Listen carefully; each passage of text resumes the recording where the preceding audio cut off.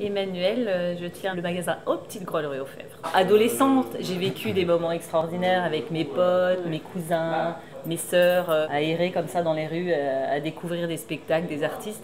Et du coup, être mécène, c'est aussi une façon de soutenir un Chalon dans la rue, les artistes, l'équipe.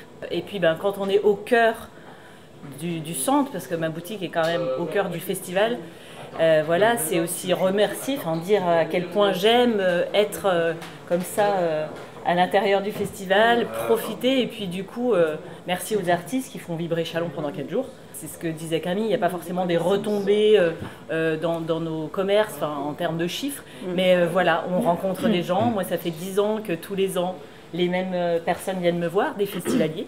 Et puis voilà, j'ai aussi eu l'occasion d'accueillir des artistes dans les vitrines.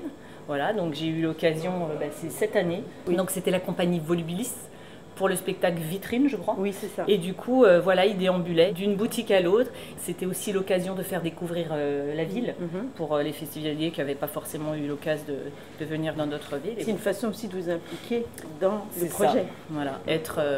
voilà, les accueillir, leur donner un lieu où ils peuvent du coup se produire. Quand il pleut, c'est agréable d'être dans une vitrine plutôt que dehors, je crois. Et puis j'ai aussi eu l'occasion d'accueillir des artistes à la maison. J'ai logé une compagnie de hip-hop, des danseurs qui venaient pour la plupart de Bordeaux, Angoulême, avec un chorégraphe. C'était vraiment le hasard portugais. Je suis quand même d'origine portugaise, donc du coup des super échanges avec les enfants. Voilà, le dernier jour, il nous a préparé son super petit plat à la maison. On garde contact, ça fait déjà 7 ans. À aucun moment autre qu'un festival, on a l'occasion d'être en lien direct avec des artistes. Et puis avoir cet échange tellement naturel, les accueillir, les voir dans leur...